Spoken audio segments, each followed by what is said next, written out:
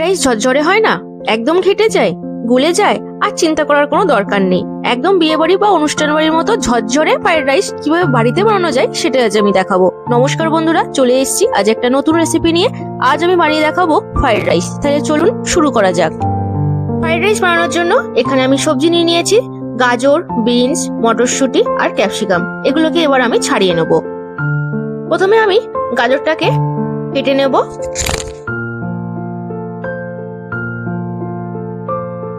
আমি সমস্ত সবজিকে এরকম লম্বা লম্বা করে কেটে নেব, তাহলে কিন্তু ভাজার সময় ছোট হয়ে যাবে না। লম্বা লম্বা করে ক্যাপসিকামও কেটে নিচ্ছি এরকম ভাবে। বিনসকেও এরকম লম্বা লম্বা করে কেটে নিচ্ছি, মানে একটু বড় বড় সাইজের।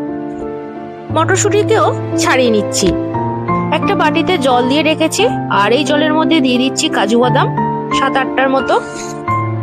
দিয়ে দেব গোটা কিশমিশ প্রায় 8-9টার মতো। জলে আমি আধ ঘন্টার মতো ভিজিয়ে রাখবো। ফ্রাইড রাইস বানানোর জন্য একটা পাত্রের মধ্যে আমি 2 বাটির মতো আমি চাল দিয়ে দিচ্ছি। আপনারা আপনাদের বাড়ির মেম্বার অনুযায়ী চাল দিয়ে দেবেন। আমি এখানে 2 বাটি চাল দিয়ে দিয়েছি। এবার এই চালকে আমি ভালোভাবে এবার ধুয়ে নেব। এরকম হাত দিয়ে ভালোভাবে চালকে ধুয়ে নিচ্ছি। আর দেখুন, চালের মধ্যে কিন্তু প্রচুর নোংরা, জলটা একদম কালো হয়ে যাচ্ছে। এইভাবে 5-6 বার আমি চালটাকে ধুয়ে নেব। চালটাকে ধুয়ে নিয়েছি। এবার এই ধুয়ে নেওয়ার পর এর মধ্যে দিয়ে দেব জল।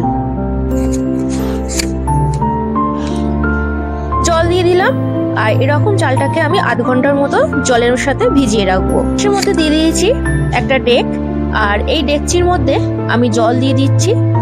আর এই ডেকচিতেই আমি ভাতটা বসাবো, সেই জন্য এই জলের মধ্যে দিয়ে দেব 1 চামচের মতো নুন।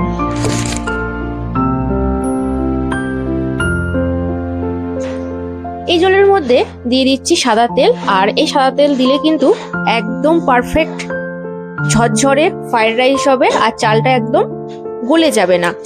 এবার জলটাকে ফুটতে দেব। জলটা গরম হয়ে গেছে, আর এর মধ্যে দিয়ে দিচ্ছি চালটা। আধ ঘন্টা ভিজিয়ে রেখেছি চালটা।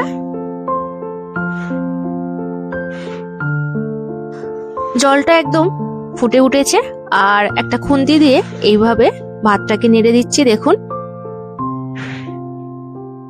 একটুকুও কিন্তু ভাতটা গলে যায়নি।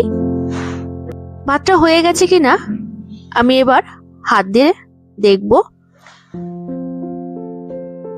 এই দেখুন, ভাতটা কিন্তু একদম হয়ে গেছে। এবার ভাতের ফ্যানটা ঝাড়িয়ে নেব। একটা এরকম স্ট্রেনার নিয়ে নিয়েছি, আর কিন্তু এই স্ট্রেনারের মধ্যে ভাত ঝরানোর ক্ষেত্রে কিন্তু খুব সুবিধা হয়। আর এইভাবে আমি ভাতটা ঝাড়িয়ে নেব। একটা কড়াই নিয়ে নিয়েছি, কড়াইটা গরম হয়ে গেছে। দিয়ে দিচ্ছি সাদা তেল। তেলটা গরম হয়ে গেছে, আর এই তেলের মধ্যে দিয়ে দেবো সবজিগুলো। গ্যাসের ফ্লেম মিডিয়াম করে খুন্তি দিয়ে ভালো করে নেড়ে চেড়ে দেবো, আর সবজিগুলোকে ভালো করে ভেজে নিতে হবে। পরিমাণ মতো নুন দিয়ে দেবো।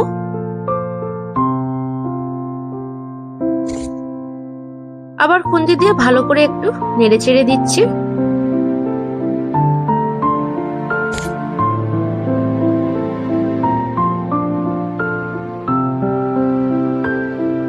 সবজিগুলো ভাজা হয়ে গেছে দেখুন। আর এবার সবজিগুলোকে আমি তুলে নেব। একটা এরকম ছাঁকনির সাহায্যে এই সবজিগুলোকে এইভাবে তুলে নিচ্ছি।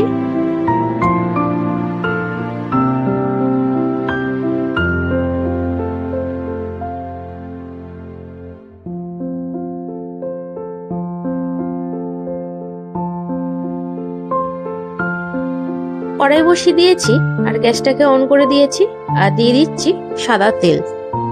এই তেলের মধ্যে দিয়ে দিচ্ছি 1 চামচের মতো ঘি। কয়েকটা গোটা গরম মশলা দিয়ে দিচ্ছি এই তেলের মধ্যে। দিয়ে দেব 2টো তেজপাতা ছিঁড়ে, 2টো চেরা কাঁচা লঙ্কা এই তেলের মধ্যে দিয়ে দিচ্ছি। দিয়ে একটু নেড়ে ছেড়ে দেবো।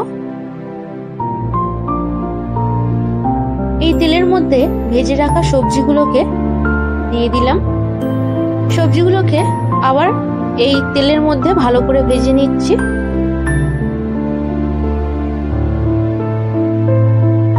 এবার এর মধ্যে দিয়ে দেব সাদা ভাত।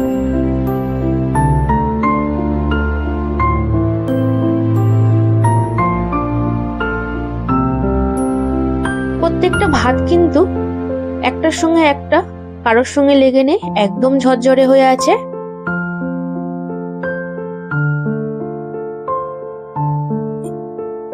এবার সমস্ত কিছু ভালোভাবে ভেজে নেব। দেখুন খুন্তি দিয়ে এইভাবে কিন্তু নাড়িয়ে দিচ্ছি, আর একটুকুও কিন্তু কড়ার গায়ে লেগে যাচ্ছে না, একদম কিন্তু ঝরঝরে হয়েছে। যেহেতু ফ্রাইড রাইস একটু মিষ্টি লাগবে, তাই দিয়ে দিচ্ছি 1 চামচের মতো চিনি, আর এই চিনির পরিমাণটা আপনারা কম বেশি করে নেবেন। 1/2 চামচের মতো গোলমরিচের গুঁড়ো এর মধ্যে দিয়ে দিচ্ছি। আবার খুন্তি দিয়ে ভালো করে একটু নেড়ে চেড়ে দিচ্ছি। আর সবজিগুলো দেখুন যেহেতু লম্বা করে কাটা, একটুকুও কিন্তু গলেও যায়নি আর ছোটও হয়ে যায়নি, একদম পারফেক্ট। এরকম ফ্রাইড রাইস কার না খেতে ভালো লাগে, একদম ঝরঝরে ফ্রাইড রাইস। আর শীতকালে কিন্তু প্রচুর ফ্রাইড রাইস, প্রচুর পিকনিক সবসময় বাড়িতে লেগে থাকে। আর সবার শেষে দিয়ে দিচ্ছি 1/2 চামচের মতো ঘি। এটা হয়ে গেছে, একটু নাড়ি চাড়িয়ে দিচ্ছি। আর এবারে আমি একটা প্লেটে নামিয়ে রাখবো। একটা প্লেটে নামিয়ে রেখেছি, দেখুন কত সুন্দর লাগছে, একদম কিন্তু ঝরঝরে। আর সবজিগুলো দেখুন দারুণ কিন্তু দেখতে লাগছে। রেসিপিটি ভালো লাগলে অবশ্যই আমার চ্যানেলটিকে সাবস্ক্রাইব করবেন, পাশে থাকা বেল আইকনটি অবশ্যই প্রেস করে দেবেন, প্রচুর প্রচুর লাইক করবেন, কমেন্ট করবেন, শেয়ার করবেন। আজ এই পর্যন্ত, দেখা হবে কালকে একটা নতুন ভিডিও, নতুন রেসিপি নিয়ে।